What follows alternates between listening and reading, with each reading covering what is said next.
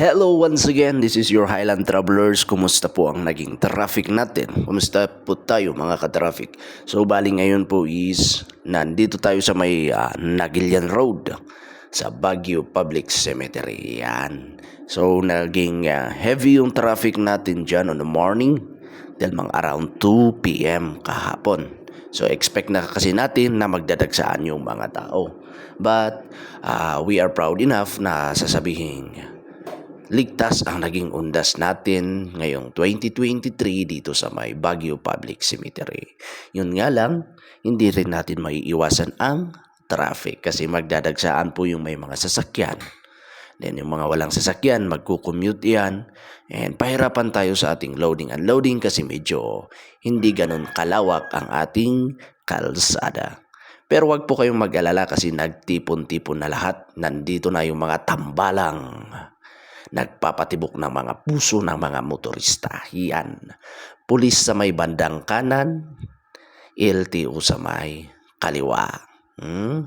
Sino pa kaya ang matitigas ang ulo dyan? Baka sayang na naman ang inyong pinaghirapan. Ayan ha. So shout out sa Baguio City Police Office. Maganda po yung naging kuwan natin dito.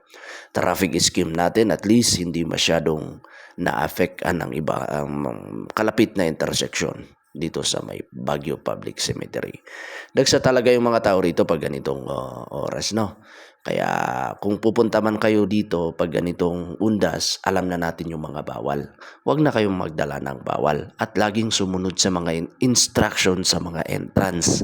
Kasi i-check at i-check kayo dyan. I-check natin kasi kailangan natin i-check yung mga bawal, mga bladed weapons, mga alak.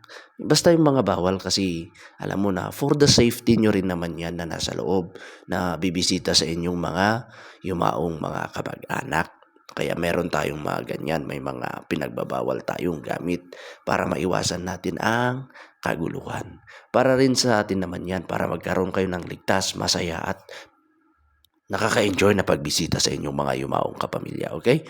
So, ganito po ang naging situation kanina. Nandito lang tayo sa may bandang kalsada. Medyo parang nahati lang yung tao. Medyo hindi naman masyadong marami yung tao and ayun, na-manage naman natin. Kaya sana naman po yung mga nagagalit dyan, huwag kayong magagalit lalo na yung mga galing sa simbahan tapos pagpunta dito sa sementeryo, nagagalit na kaagad. Kung ano may yung patakaran, ano may yung rules, sundin na natin, ha? Huwag na tayong magreklamo kasi mamaya baka magalit na naman kayo sa amin, ha? Sorry naman po. Lalong-lalo na yung pedestrian, ha? Always gamitin niyo yung pedestrian pag sa kalsada para ligtas ang inyong pagtawid. So, I hope po hindi masyadong nagalit yung mga iba dyan. So, that's it. I do hope you enjoy.